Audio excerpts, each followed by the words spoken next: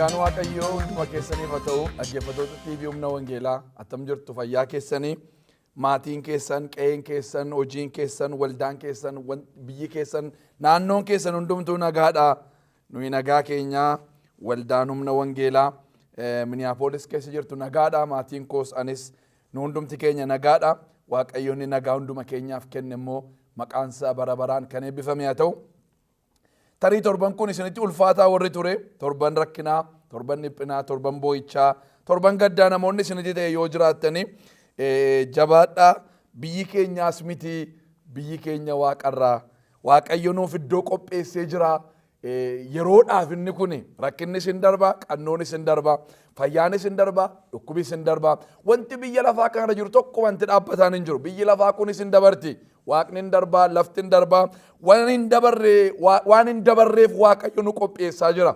Kanaaf iyyuu jabaadhaa, hin sodaatinaa. Waaqayyo isin gargaara. Nummoo Waaqayyoon isinii kadhannaa. Isinis Waaqayyoon nu kadhadhaa. Dubbii Waaqayyoo isa jalqabne walii wajjin ilaalla. Waa'ee yaada Waaqayyoodhaa beeku. Kutaan kun kutaa baay'ee dinqisiisaadha. Namni hundumtuu yaada isaa akka barutu barbaada Waaqayyo. Kanaaf yaada isaa namatti mul'isuu barbaada. Yoo yaada isaa barbaadde Waaqayyo yaada isaa sitti mul'isuutu barbaada. Yoo na barbaaddan na argattu jedhe miti gooftaan karaa raajicha Isaayyaasii. Nama isa barbaadutti of mul'isa Waaqayyo. Waan si dinqu nama barbaaddee dhabuu dandeessa. Hojii barbaaddee dhabuu dandeessa. Waan garaagaraa barbaaddee dhabuu dandeessa. Waan tokko sittan himaa Waaqayyoon barbaaddee garuu dhabuu hin dandeessu. Maqaan Waaqayyoo kan eebbifame haa ta'u.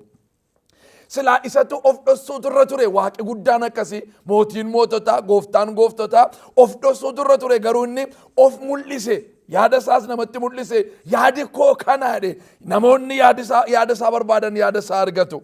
Kanaaf firoota koo torbanoota darban arfanitti yaada Waaqayyoo barbaadaa warri turtanii ani baay'een dhibbaa ija jabinaan isinitti himaa Waaqayyo gooftaan maccaa yaada isaa isinitti agarsiisa.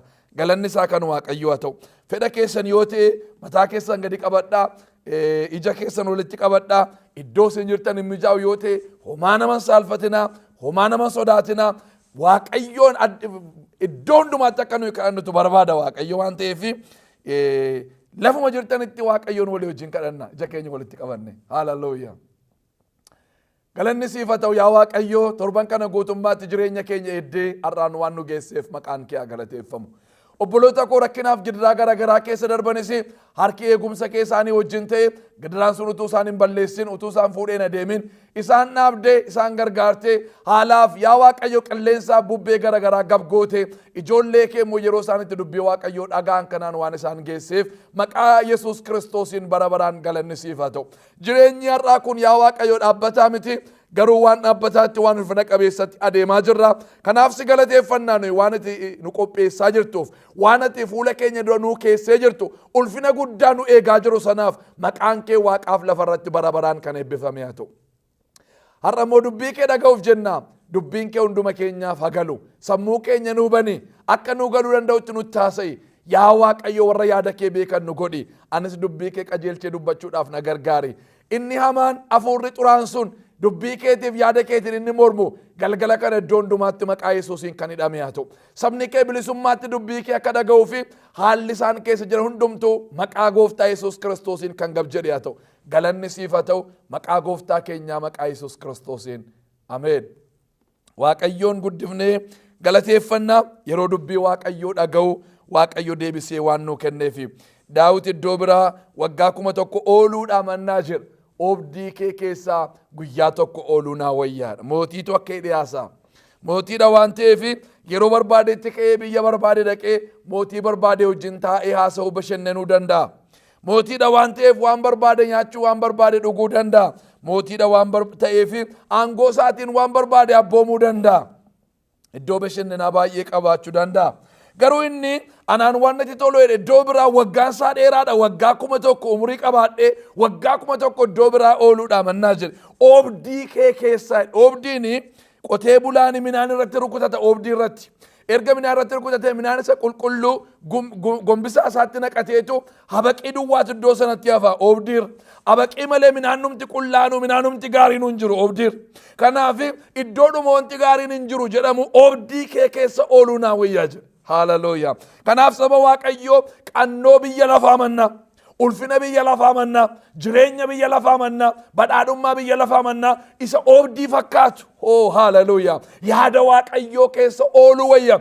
Guyyoota waggoota baay'eedhaa mannaa, bara dheeraadhaa mannaa, guyyaa tokkitti, sa'aatii tokkitti yaada Waaqayyoo keessa ooluutu ulfina. Inni sun hin badaa, inni kun itti fufee bara baraan jiraata sababateef. Kanaaf iyyuu carraa argannee yaada Waaqayyoo kana beekuudhaaf Waaqayyo karaa waan nu qopheessee fi maqaan Waaqayyoo bara baraan galateeffamu. Egaa karaa ittiin yaada Waaqayyoo kana barru waan shan walii wajjin ilaalla jenne waan sadii yeroo darbe kaafneerra. Inni tokkoffaan karaa dubbii Waaqayyoo isa barreeffamee jiruuti jenne, inni lammaffaan immoo karaa hafuura qulqulluuti jenne, inni sadaffaan immoo karaa kadhannaati jenne. Yeroo kadhatu namni yaada Waaqayyoodhaa bara, warra isa kadhatanitti Waaqayyo yaada isaa mul'isa jenne. Kanaaf akka isin kadhattan barbaada Waaqayyo yaada isaa isinitti mul'isuudhaaf. Gooftaan Yesuus Kiristoos iyyuu iddoo dhaabaa Geetesemaanee jedhamuttitu Waaqayyoon kadhate waa'ee rakkina isa fuuldura jiru, waa'ee gidiraa isa fuuldura jiru. Gidiraadhaaf rakkina sana keessatti yaadni Waaqayyoodhaa akka raawwatuuf kadhate. Rakkinni sun itti hammaatee, gidiraan sun itti hammaatee yaada Waaqayyoo keessaa akka san baafneef dhaqee kadhate.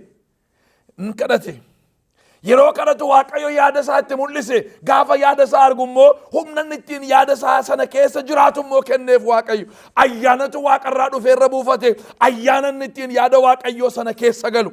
Yaadni Waaqayyoo yeroo dhufu salphaadhuma ta'a jechuu miti. Garuu waan isin dinqu yaada sana keessa akka isin jiraattanii fi ayyaana isinii kenna Waaqayyo. Phaawulos Waaqayyoon kadhate waa'ee dhukkuba isaatiif. Inni dhukkuba ture Phaawulos. Waraansa qaban tureedhe. Waa'ee waraansa koof si'a sadiin Waaqayyoon kadhadheedhe. Isin hin dinqu Phaawulos dhukkubsatee si'a sadii kadhatee dhukkuba isaarraa fayyuu dadhabuun. Sababiin isaa Phaawulos jechuun nama gaadidduu isaatiin namoonni fayyanidha. Sababii tajaajilli itti baay'atuuf dhaabatee kadhachuudhaaf, dhaabatee namootaaf dubbii Waaqayyoo, ergaa Waaqayyoo dabarsuudhaaf yeroon waan dhibeef namoonni maal godhu? Asiin darba Phaawulos gaafa jedhanii namoota dhaqanii dhukkubsataa karaarra kaa'u. Gaafa Phaawulos achirra darbu gaadidduun aduu isaatii maal godha? Yoo isaanirra darbee dhukkubsatoonni hin fayyu turani. Carqii isaa ergeetuma arrabii isaatiin namoonni fayyaa turani. Lafa ga'uu dadhabetti, lafa dhaquu dadhabetti jechuudha. Hamma kanatu Waaqayyo Phaawulosin hojii hojjete. Ofii isaatii kadhatee namoota baay'ee fayyisee du'aan iyyuu ittiin ka'ee du'aadhaafuu si'a tokko duwwaa kadhate Phaawulos. Utuunni barsiisaa jiru barsiisa gaafa dheeres tokko lafa dhooftee duunaanii kadhatee fi kaase. Garuu waa'ee dhukkuba isaatii si'a sadii kadhateetu. Namni du'aadhaaf si'a tokko kadhatee Waaqayyo du'aa kaase. Waa'ee dhukkuba isaatii garuu si'a sadii kadhatee Waaqayyo ayyaanni koo sigaa naan jedhe. Humni koo dadhabaa keessaan hojjeta naan jedhe. Dhukkuba sanarraa fuudhurra Waaqayyo dhukkuba sanarraan fuune dhukkuba kan akkati baattee deemtuun barbaadaa jedheen. Dhukkubi kuni wayirraa si eegaadha. Dhukkubi kuni siin waan hojjetu qabaadha. Dhukkubi kuni waan si barsiisu qabaadha. Dhukkubi kuni amala hin barbaachifnetu sirraa ittisaadha. Waan ittiin hojjetaa jiru qabachuudha. Warshaa Waaqayyo ittiin daatee Phaawulosin hojjetu ta'uu danda'a jechuudha dhukkubi sun. Kanaaf dhukkubicha hin fuudhu, garuu ayyaana ittiin dhukkubicha baatan sii kennaadhe Waaqayyo. Wantoota tokko tokko hin geeddaru Waaqayyo yaada isaati yoo ta'e, garuu maal godhaa? Ayyaana isaa sii kenna. Ayyaanni Waaqayyoo sun si dandeessisa.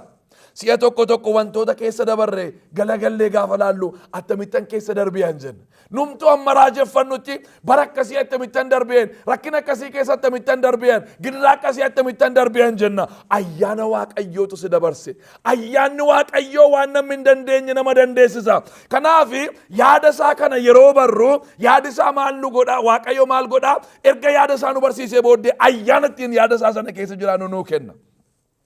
Kanaaf gooftaan naqee kadhate yeroo inni kadhatu yaada kooti kun jedheen xoofoo hadhaa kan akkati dhudhuun barbaadaa jedheen rakkina kana keessa akkati dabartuun barbaadaa jedheen Waaqayyo. Du'a ilmaan namaa fuudhee sirra kaa'eeraa jedheen yaada isaatti gara jabeessa firoota koo Waaqayyo. Galanni isaa kan Waaqayyo haa ta'u. Garuu maal godhee ayyaana ittiin Yesuus Kiristoos waan sana keessa darbutu kenneef. Kanaaf kadhannaa keessatti yaada Waaqayyoodhaa bartu. Ayyaana yookaan immoo humna ittiin yaada Waaqayyoo sana baattan immoo Waaqayyo sinii kenna. dandeettiitiin yaada waaqayyoo baattan, gateettiitti yaada waaqayyoodhaa baattan, akka hin gannetti, akka irraa bitaadhaaf mirgatti hin gorretti, yaada waaqayyoo sana yaada namaatti akka hin geeddarretti, yaada waaqayyoo sana akka hin xureessinetti, akkuma gubbaadhaa dhufetti qabuu akka dandeessanitti ayyaanatu isinii kennama yoom yeroo kadhattan. Kanaaf akka nuyi kadhannutu barbaada waaqayyo. Kadhannaani waa waaqayyoo irraa argachuu duwwaa miti kadhannaan. Kadhannaan waaqayyoo wajjin walitti dhufeenya uumuudha. Rileeshnshiippii namaaf waaqayyoo gidduu jirutu jabeessa. Walitti dhufeenya waaqayyoo wajjin uumuudha kadhannaan. Waama waaqayyoo irraa argachuudhaaf iddoo kadhannaan naqina. Kana godhii kana hin godhinii sana godhii kuna ta'u kun hin ta'inii dhumaaf hin naqina. Rileeshnshiippii walitti dhufeenya abbaadhaaf ilma gidduu jiru. Waaqayyoo wajjin uumuudhaaf, walitti dhufeenya abbaa manaadhaaf haadha manaa gidduu jiru waaqayyoo wajjiniin uumuudhaaf, waaqayyoo wajjiniin uumuudhaaf, akka abbaa keetti jaalalaan itti haasa'uudhaaf, argamuu waaqayyoodhaa argachuudhaaf, fuula waaqayyoo kana argachuudhaaf. Daani'eliin kadhannaa dhowwaniin yeroo tokko namni kana booddee amma ji'a tokkotti waaqayyoon kadhatu boolla leencaa keessa buufamee leencii akka nyaatu murteessani. Daani'el garuu ji'a tokkoof dandee waaqayyoon kadhachuun dhiisuu hin jedhe. Daani'el nama aangoo guddaa qabudha biyya Baabiloon keessatti. Nama sadaffaadha inni. Wanti inni kadhatu dhugaadhuma dubbachuudhaaf waa'ee qabeenyaa, waa'ee aangoo, waa'ee ulfinaa, waa'ee jireenyi wal qixxaachuu, waa'ee waan nyaatanii, waa'ee waan uffatanii miti wanti inni kadhatu Daani'el. Isinii galee kun hundumtuu guuteeraaf Daani'el garuu ganama hin kadhata, guyyaa hin kadhata, galgala hin kadhata. Waajjira isaa keessatti iddoo kadhannaadhaa qaba. Ganama mana isaatti kadhatee dhufa, guyyaa waajjira isaa keessatti kadhata, galgala galee mana isaatti kadhata. Mana isaa iddoo kadhannaa jira, iddoo hojii isaa iddoo kadhannaadhaa jira Daani'el. Maal jechuudha kadhannaa jechuun Daani'eliif walitti dhufeenya inni waaqayyoodhaa wajjin qabuudha. Maal barbaadda yaadni kee maanni, jaalalli kee maanni dheetu waaqayyoon gaafata Daani'el. Kanaaf kadhannaani waa waaqayyoo irraa argachuudhaaf fuula waaqayyootti dhiyaachuu miti. Walitti dhufeenya nuuf waaqayyoon gidduu jiruudhaaf. Inni kun akka jabaatu barbaada waaqayyo. Nama fuula isaa du'atti argu yaada isaa itti hima waaqayyo. Yaada isaa itti dubbata waaqayyo. Ajandaa isaa itti agarsiisa waaqayyo. Maqaan waaqayyoo bara baraan kan eebbifame haa ta'u. Inni arfaffaan karaa nu ittiin yaada waaqayyoodhaa arginu yoo jiraate yaadni waaqayyoodhaa dhaabbataadha. Yaada gaggalagalu miti. Yaada jijjiiramaa oolu miti. Yaada hafuu hin dandeenyedha. Yaada raawwatuudha. Yaada iddoo ga'uudha. Yaada fiixaan ba'uudha. Fakkeenya boqonnaa 19 lakkoofsa 21 irratti yoo ilaaltanii yaada namaa keessaa akeeka baay'eetu jira. Garuu wanta waaqayyo yaadee qopheessetu jabaatee dhaabbataadha. Hiika abbaa gammachiisii garaa namaa keessa yaada baay'eetu jira.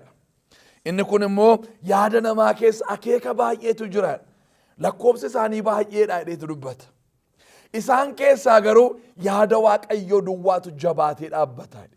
Sababii yaada baay'ee yaaduu dandeenyuuf, sababii yaada baay'ee qopheessuu dandeenyuuf yaadni keenya hundumtuu iddoo ga'a miti. Iddoo ga'a miti. Namoonni tokko yaada babbareedaa, yaada gaggaarii, yaada garaa nama ciibsu, yaada dhaga'uunsaa namatti tolu baay'ee isaa dubbatu, yaada burqisiisuudhumaaf namoonni danda'an baay'een jiru. Garuu hin raawwatu, fiixaan hin bahu, iddoo hin ga'u, galma hin ga'u, iddoo tokko ga'eetu dhaabata, iddoo tokko ga'ee karaatti hafa. Hammam yoo namni jaallate iyyuu, hammam yoo namni irratti walii gale iyyuu fiixaan ba'umsa dhaba. Sababiin isaa yaada namaati. Yaadi namaa iddoo hin ga'u, yaadi namaa fiixaan hin bahu. Yaada waaqayyoodhaa wanti adda godhu maanni yaadni waaqayyoodhaa dhaabbataadha. Jabaateetu dhaabbata. Kanaaf yaada baay'ee gidduudha yaada waaqayyoodhaa maaliin adda baafna yoo jettanii yaadni waaqayyoodhaa dhaabbataadha. Inni dhaabbataan yaada waaqayyooti. Garaa kee keessa isa jiru yaada waaqayyoof yaada kee kanas ittiin adda baaftu yaadni waaqayyoo dhaabbataadha. Hojii ergamootaa boqonnaa 5 lakkoofsa 33 kaasee isa jiruun dubbisa. Hojii ergamootaa boqonnaa 5 lakkoofsa 33 kaasee akkeedha. Warra yaa'ii ta'anii kana dhaga'anii garaan isaanii waan gubateef ergamoota ajjeesuu barbaadani. Isaan keessaa Fariisichi barsiisaa seeraa kan ture maqaansaa Gamaali'eel kan jedhamu saba hundumaa biratti kan ulfaatee ka'ee ergamoonni sun yeroo xinnoodhaaf ala akka turaniif abboome. Warra yaa'iitiin immoo yaa namoota Israa'el waan jarreen kana irratti hojjechuuf jettan keessatti of eeggadhaa. Kanaan dura Tooyidaas ka'ee nama jabaadha ofiin jennaan akki namoota 400 kan ta'an duukaa bu'ani. Garuu inni in ajjeefame, warri yaada isaa duukaa harkifamanis hin badani. Ka'iisi isaa homaattuu hin galle. Akkasuma immoo Yihudaa namichi Galiilaa bara lakkoobsa sabaa ka'ee namoota baay'ee wallaalchisuuf of duukaa buusee ture. Innis immoo harka namaatti duunaan warri duukaa buutota isaatii hin bittimmaani. Akkasuma jara ammaa kana irratti waan tokkollee hamaa akka hin goone isinittan hima. Isaan gadhiisaa. Akeeka kanaaf hojii isaa namatu yaadee qopheesse yoo ta'e baduuf jira. Waaqayyo biraa yoo dhufe garuu jara kana balleessuu hin dandeessani. Ofii keessanii iyyuu Waaqayyoon utuu loltanii akka hin argamnetti isinan yaadachiisaa ittiin jennaan yaa'ichi gorsa Gamaali'eel dhaga'e. Kanarratti warri yaa'ii taa'anii ergamoota ol waamanii reebanii maqaa Yesuusiin akka hin dubbanne dhowwanii gad isaan dhiisan. Ergamoonni yommus ulfina maqaa kanaaf salphachuun waan isaaniif ta'eef gammadaa yaa'ii biraa gadi ba'an. Ergamoonni guyyuma guyyaatti mana qulqullummaatti mana isaaniittis barsiisuudhaaf Yesuus Masiihii akka ta'e misraachoo himuutti gargar hin kunnee jedheetu dubbata. Waan ergamoota irratti ta'etu nutti dubbata seenaan kuni. Bartoonni sababa isaan gooftaa Yesuus Kiristoos Masiihii ta'uusaa barsiisaniif warri mana Israa'eliin geggeessani, warri saba Israa'eliin geggeessani, warri Fariisotaaf beektuun macaafotaa taa'anii warra ergamootaa warra waa'ee Yesuus Kiristoos du'aa ka'eera jedhanii barsiisan kana ofitti isaan waamaniitu isaan gaafatani. Isaan immoo dubbicha cimsanii itti manii jennaanitu yaa'iin suni warri taa'ee dhaggeeffatu gara nama 70 kan isaan ta'an warri taa'anii dhaggeeffatan kuni warra Israa'el irratti murtee isa dhumaa dabarsanidha. Warri nama 70 kun isaan durattitu Kiristoos du'aa ka'uusaa, Kiristoos Masiihii ta'uusaa, wangeelli misraachoo lallabamuun akka irra jiru ija jabina guutuudhaanitu itti himu turani. Yeroo kana yaa'iin suni garaan isaanii aariidhaanitu gubatee jira. Kanaaf jarreen sana ajjeesuu barbaadanidha. Namni hubataan tokko, namni Gamaali'eel jedhamu warra Fariisotaa keessaa tokko kan ta'e, namoota durattis ulfina kan qabu, namoota duratti jaallatamaa kan ta'e, dubbiin isaa namoota baay'ee duratti dhageetti kan qabu tokko ol ka'eetu ergamoota meexinnoo si alanuu turaasin jedhee namoota warra Israa'el irratti murteessa dhumaa dabarsan geggeessitoota sanaa wajjiniinitu haasa'utti ka'e. Maal isin jedheen kaleessarraa waan bartaneedha, dheengaddarraa waan bartaneedha. Namni Tooyidaas jedhamu tokko kanaan dura ka'ee tureedha. Namni Yihudaa jedhamu tokko bara lakkoofsa sabaa ka'ee tureedha jedhe. Jarreen kun lamaan ka'anii namootaaf duukaa buusanidha. Namootaaf duukaa buusanidha. Tooyidaas annama jabaadha ofiin jennaani namni duukaa hiriira jedha. Waan isin dinqu annama jabaadha an waa gochuu hin danda'a nama jedhu namni hin jaallata duukaa bu'uu barbaada. Kanaaf nama 400 duukaa bu'e. Tooyidaas nama jedhamu duukaa. Sababii inni maal ofiin jedheef annama jabaadha waa geeddaru, waa jijjiiru, waa cabsu, waa ijaaruu nan danda'a ofiin jennaan namatti amananiitu namoonni 400 duukaa bu'ani. Haa ta'uyyuu malee inni hin ajjeefame jira. Warri isa duukaa bu'anis immoo hin bittimmaani jira. Sababiin isaa maaliifi yaadni kun yaada namaa sababa ta'eef jedha. Nama jabaatu yaade beekaa. Ammam jabaa ta'uyyuu malee yaada namaati waan ta'eef maal ta'e karaatti hafe. Mootiin yaadinni yaadu karaatti hafa. Ogeessonni yaada isaan yaadan karaatti hafa. Beektonni yaada isaan yaadan karaatti hafa. Warri qabeenyaa gurguddaa qabanii yaada isaan yaadan karaatti hafa. Saayintistoonni yaada isaan yaadan karaatti hafa. Warri filosoofii biyya lafaa baratanii yaada isaan yaadan karaatti hafa. Yaadni Waaqayyoo garuu bara baraan jabaatee jiraata. Maqaan Waaqayyoo bara baraan kan eebbifame haa ta'u. Annama jabaadha ofiin jedhee nama baay'eetu dhagee eeyyee dhugumatti jabaadha ittiin jedhanii duukaa bu'anii garuu namni kun hin du'e warri duukaa bu'anis hin bittimmaani yaada namaati waan ta'eef yaadichi iddoon geenye homaattuu hin galle yaadichedha Gamaaliyeel. Homaattuu hin gallee jira. Namni jabaan yaadee kan inni qopheesse yaadi homaattuu hin galleedha. Ergasii immoo bara lakkoofsa namaa immoo namni Yihuudaa jedhamu tokko biyya Galiilaatii ka'ee jira. Innis namoota wallaalchisee namoota of duukaa fuudhee kaasee. Innis harka namaatti du'ee jira. Warri isa duukaa ka'anis immoo hin bittimmaanii jira. Harka namaatti du'u miti wanti isaa. Harka namaatti du'uu fi namoonni Waaqayyoo iyyuu harka namaatti du'uu hin danda'u. Haa ta'u malee yoo namoonni Waaqayyoodhaa du'anii yaadichi waa yaada Waaqayyoo sababa ta'anii fi sababa inni sun du'ee fi karaatti nafu ittuma fufa bobaadhuma deema. Ergamoonni Gooftaa Yesuus Kiristoos hin dhuman hin du'ani. Hojiin Waaqayyoo garuu boba'ee dhufee nu bira ga'e. Museen hin du'e. Iyyaasuun garuu ka'ee Israa'eliin biyya sanatti galche malee sababa Museen du'ee fi Israa'el karaa irratti nafne. Sababiin isaa Museen jiraates jiraachuu baates yaada Waaqayyoo yeroo hundumaa dhaabbataadha.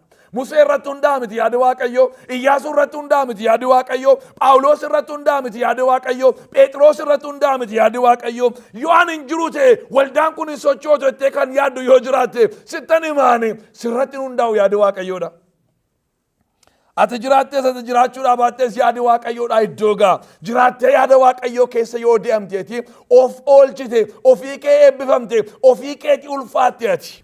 Garuu ati jiraachuu dhiisuun kee yookaan ati dhabamuun kee homaa yaada Waaqayyoo keessaa waan tokko illee hambisuu hin danda'u. Maqaan Waaqayyoo bara baraan kan eebbifame haa ta'u. Kanaaf kaleessarraa dheengaddarraa waa baruutu nurra jiraadhe Gamaaliyeel. Hin bartuu isin kaleessarraa dheengaddarraa dogoggora kaleessaarraa waa bartanii irra waa fooyyessitu. Dogoggora keessanirraa hin bartu, dogoggora namaarraa hin bartu. Erga namni tokko dogoggoreen lammaffaan deebi'ee dogoggoruu irra hin jiru. Isarraa baruutu nurra jira nuyi. Wangeelarraa baruutu nurra jira nuyi. Kanaaf dogoggori namootaallee macaafa qulqulluu keenya keessatti barreeffame. Dadhabbiin namootaallee barreeffame. Akka nuyi irraa barruufi. Kanaaf jara kana waan godhinaadha.